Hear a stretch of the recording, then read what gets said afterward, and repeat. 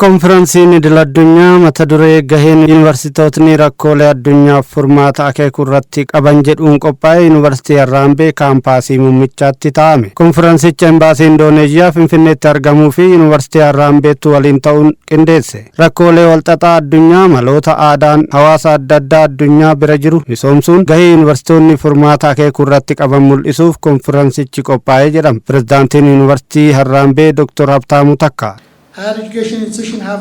Dhaabbileen barnoota olaanoo qooda fi kallattii garagaraan yaadonni adda addaa bifa wal kabajeen akka dhiyaatan gochuun beekumsi aadaa garagaraa keessa jiru akka burquu fi rakkooleef furmaata haalaa kaa'uu itti danda'u mijeessuuf hojjechuutu irraa eegama.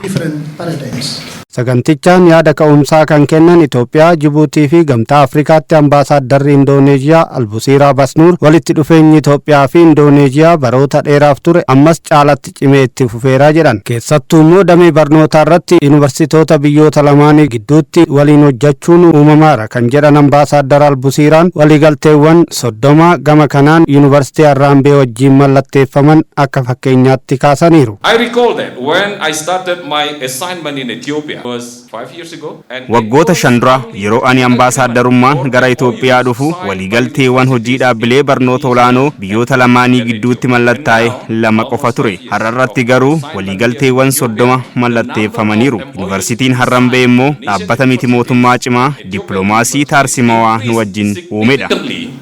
Now are 30 MOUs.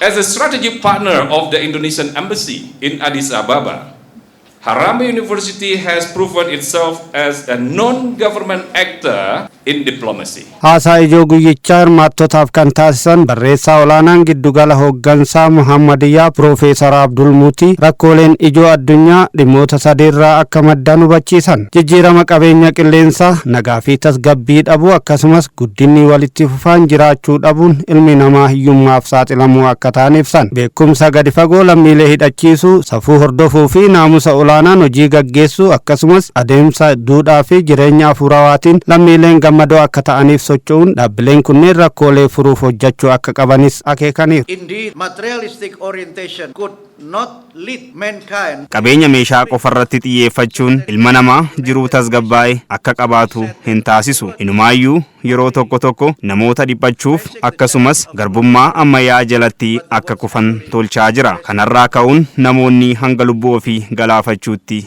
geessiseera. Barnoonni immoo jireenya ammaa fi egeree ilma namaa gammachuun kan guutamee fi abdii qabeessaa akka ta'u gochuu keessatti gahee waan qabuuf dhaabbileen barnoota olaanaa kana hojiitti hiikuu qabu. Konferensicha irratti barsiiftotaa fi barattoonni yuunivarsiitii Harraambee akkasumas qaamoleen hawaasaa adda addaa magaalaa Adaamaa yaamichi taasifameef hirmaattota keessaa kanneen dubbifne yaada kennaniin qorannoo fi qo'annoo adda addaa gaggeessuudhaan rakkoo hawaasa keessa jiru akkaataa itti furuu danda'an muuxannoowwan gaggaarii biyya keessaas ta'e biyya alaa fudhachuudhaan kana irratti xiyyeeffatanii hojjechuu akka qabuun wanni kanarraa arganne jechuun hin danda'amu. Dhaabbileen barnootaa gahee kanarratti kan qaban maalidha? Akkuma silasiin jedheetti ekspiriyaansiiwwan addunyaa irratti jiran haala akkanaa kana barattoodhaaf qopheessuudha. Barataa gahumsa qabu rakkoowwan addunyaa irratti jiran furuu danda'u oomishuudhanis gahee guddaa qabu.